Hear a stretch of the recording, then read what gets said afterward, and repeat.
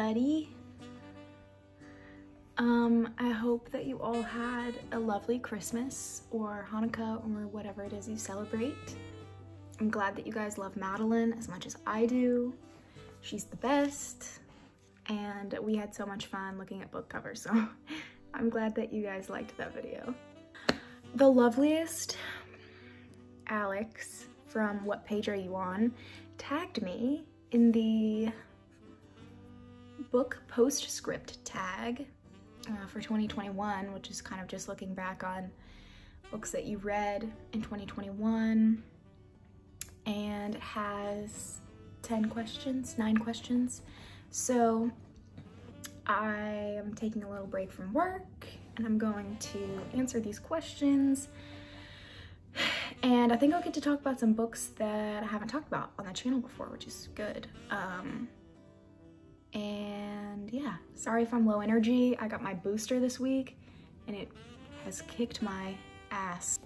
The first question is the longest book you read this year and the book that took you the longest to finish. Okay, that's like a 2 for 1. The longest book I read this year was, I think,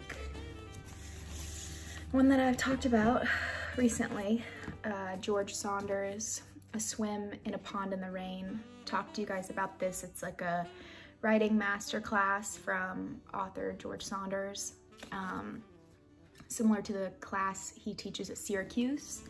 And he talks about Russian writers and fiction and crafting a story. And yeah, I love this book. I talk about it a little bit in a different video. It's like 403 pages, and that's about as long as I'll go. But yeah, this was the longest book that I read. It didn't take me very long to finish because George Saunders is the GOAT. The book that took me the longest to finish, I think, was this, The Hare by Melanie. I actually saw people talking about this on BookTube, saying that they liked it, but I did not like this. I did not like this book at all. The little blurb on the front says, a brooding feminist thriller. I did not feel that way. I got this with 2 friends to buddy read, and we wanted something kind of like, that would be fun to read, us 3 girls, but not something like super heavy or political. And this is a book about, so I'll read you the blurb on the back. An astounding new literary thriller from a celebrated author at the height of her storytelling prowess, The Hare bravely considers a woman's inherent sense of obligation, sexual and emotional, to the male hierarchy, and deserves to be part of our conversation as we reckon with Me Too and the Brett Kavanaugh Supreme Court confirmation hearing. Rosie Monroe emerges as an authentic, tarnished feminist heroine. I just feel like the blurb on the back is kind of misleading.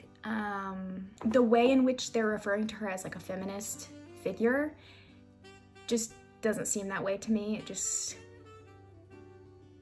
It seems like a very negative take on femininity, and that's fine, but I just really didn't like it. And I have a hard time like watching shows or reading books if I dislike the main character, which is probably like not a good thing. I need to be able to, you know, sit with people that I don't like. But Rosie Monroe, not my girl, not my cup of tea. It's quite a long book. It's 320 pages, and it's just about this woman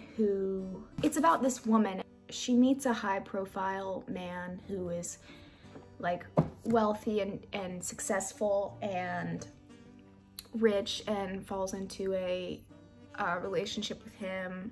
They have a child, and then very like suddenly he moves them to a cabin in the woods, and it's kind of clear that he's a little shady, and she just kind of has to adapt to that life because that's what she's chosen and she doesn't leave. And the things that she does to combat his deception and mistreatment is just really abrasive and strange. It's just a strange story and I didn't like it, so I'm sorry. But anyway, a book you read this year that was outside of your comfort zone. I think Autobiography of Reid by Carson was pretty outside of my comfort zone. I got this as part of the Send Books subscription. Send Books is a small business run out of Paris by Gemma James and a couple other people, and they choose books each month to send to subscribers, and usually commission like a piece of art to put on a postcard and send that in it. Very cool. But I got this as part of that, so I didn't like pick this up myself. And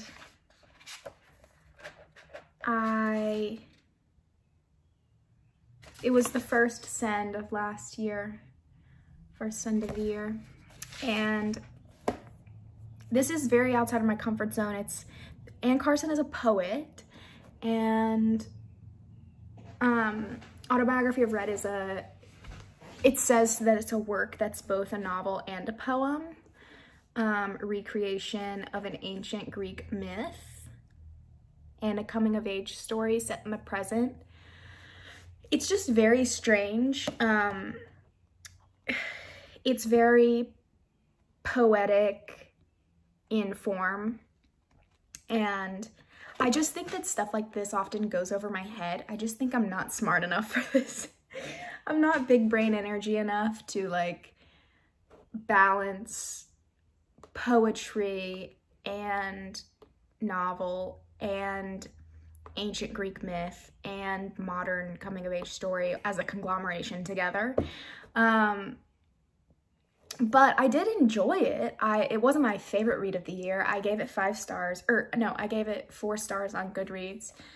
A lot of the writing was very beautiful, but this was very much outside of my comfort zone, and I don't know if I would ever read anything else by Carson. I mean, never say never, but very strange. Definitely not the normal Carrie Ann vibe, but you know, I gave it a shot. So, how many books did you reread this year? I don't think I reread any books this year. Sometimes I reread The 4 Agreements or Bluettes. Those are a couple of my favorites. I go back to The 4 Agreements often and read small snippets of it, but I didn't reread the entire thing this year. So yeah, I don't think I reread anything this year. Number 4 is favorite reread of the year. Doesn't really apply. Number 5, a book you read for the first time this year that you look forward to rereading in the future. Okay, I probably have 2. One I've talked about a little bit already. It's Decolonizing Non-Violent Communication by this small independent press, co-conspirator. This was amazing. I feel like it changed the way I think on a lot of things. It has like workbook exercises in it as well, and I just really benefited from it. I feel like it provides a lot of context on how to communicate and gives examples of words to use and ways to approach communication with people that have different like attachment styles and different like conflict styles than you. Madeline also got this book and loved it as well. So we're definitely a decolonizing nonviolent communication household. But I will definitely be. I've come back to this already. I haven't even finished all the workbook exercises, so I'll be coming back to those, and I will be returning to this often, I believe. And the other one is, I don't think I've talked about this on my channel before, but this is Pleasure by Mary Gaitskill. I think that's how you say her name. I found out about this book through Carly Thorne, Queen. It's a really interesting look at gender relations, and especially coming off of the at least very heightened part of the Me Too movement. This is a sort of different perspective that lets you look at things differently.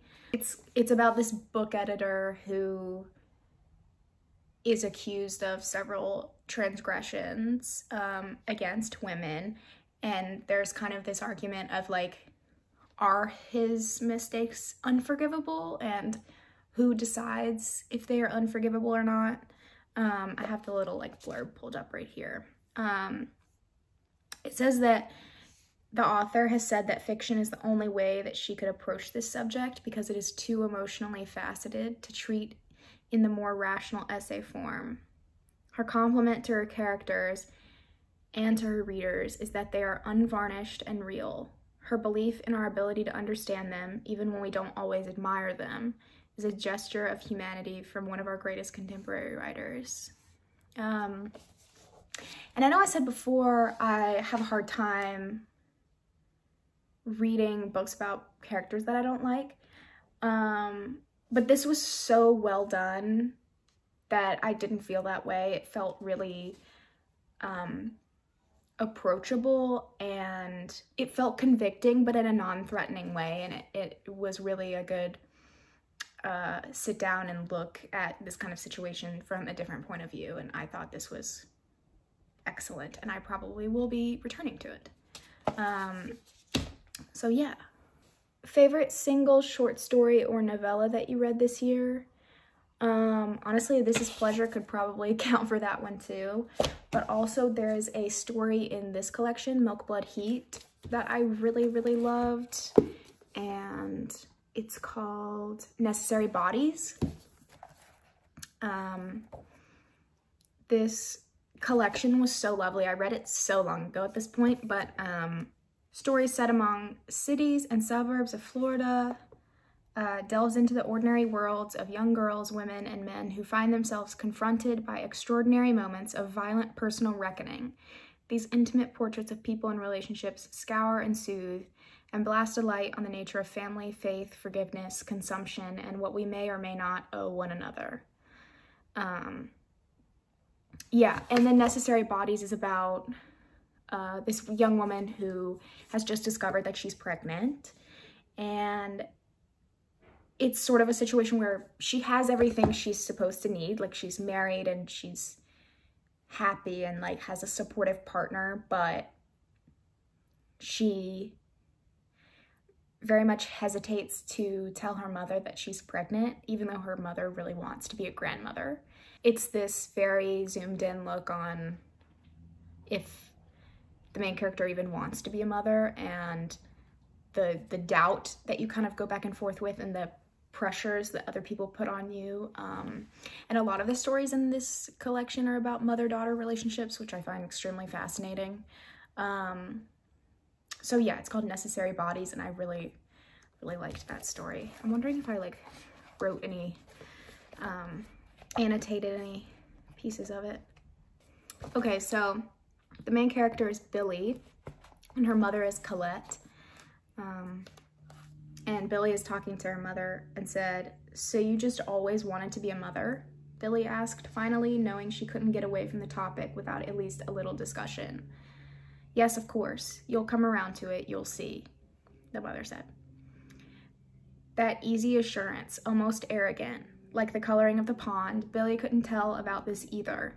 Whether her mother's view was a slow truth or patriarchy. Was it that simple? Somehow she didn't think so. Colette had her young and single, and Billy remembered clearly her mother lying on the couch some days after work, the room darkening around her, the apartment always 2 steps away from tidy. How she kept a hand over her eyes, even in the stillness, seemed tired, like it took great effort to be in her body. When Billy misbehaved, Colette would say, "I put food in your mouth and clothes on your back," as if Billy had come to her mother in spiritual form and begged her to be a parent. Yeah, I kind of relate a lot to that. It's the push and pull of mother and daughter, and a mother reminding a daughter how much she's given to raise her and the sacrifices that she's made. And it's kind of like some children can be so grateful, but it doesn't feel like enough, because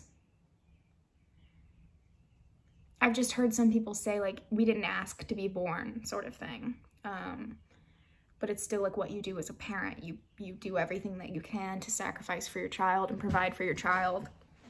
And it's also interesting that, like, Colette, the mother's opinion on motherhood has maybe changed as now her daughter is an adult. It's kind of like idealized almost in expectation of a grandchild. I don't know, it's just very interesting. Really loved this collection, and I really, really liked that story. Let's see. Mass Appeal, a book you liked and would recommend to a wide variety of readers. Okay, I don't think I've talked about this book before, but this is Such a Fun Age by Kiley, Reid. This was like one of those big books. It was like in Reese's book club and, you know, talked about on all those little platforms. It's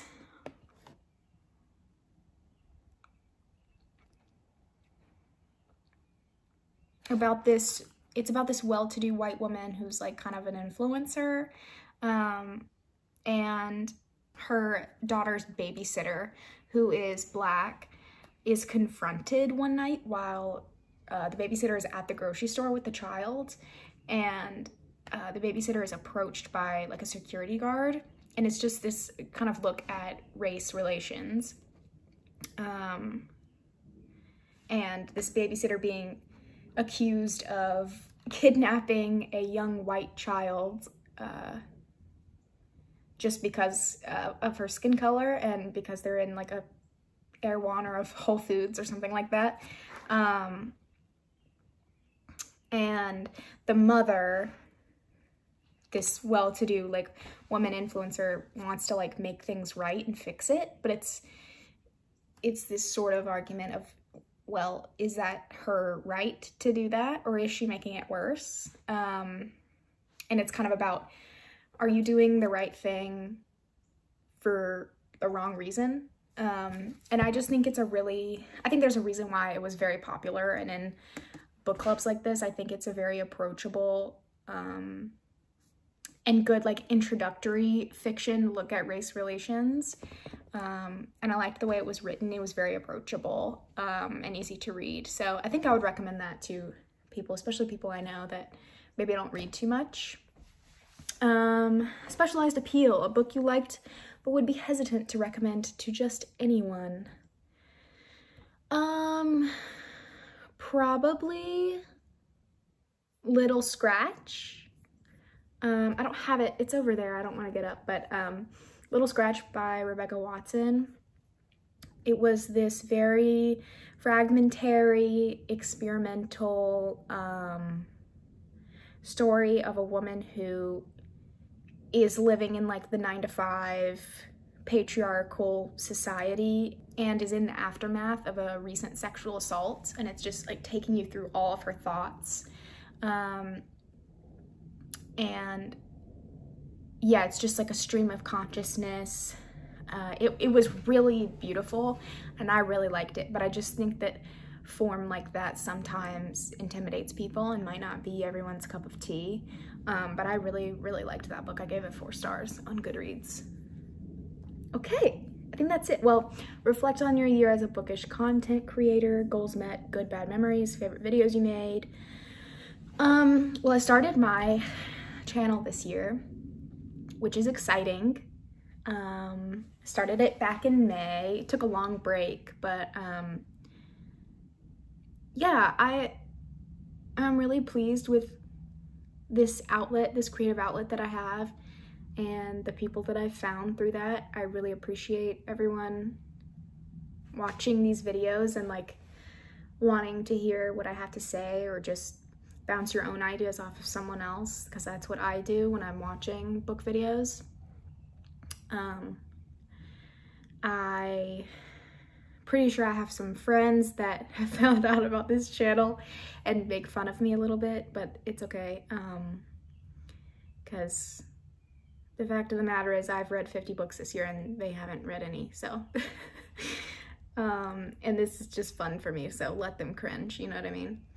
But yeah, I think that Alex tagged everyone that I would tag.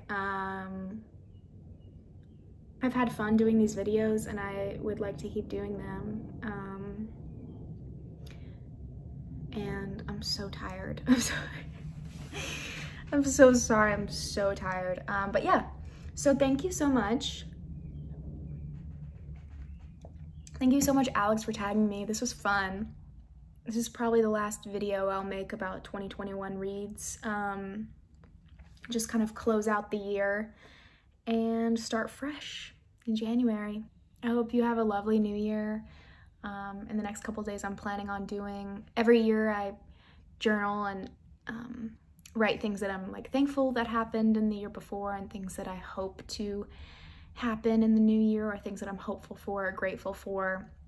I'm not a super resolution person. I just try to be kind to myself and thank myself and my soul and heart and body for what it's done for me in the past year and encourage it to do its best in the next year, kind of thing. So if that's something that you're interested in doing, I encourage you to do that. And don't let anyone tell you what to do.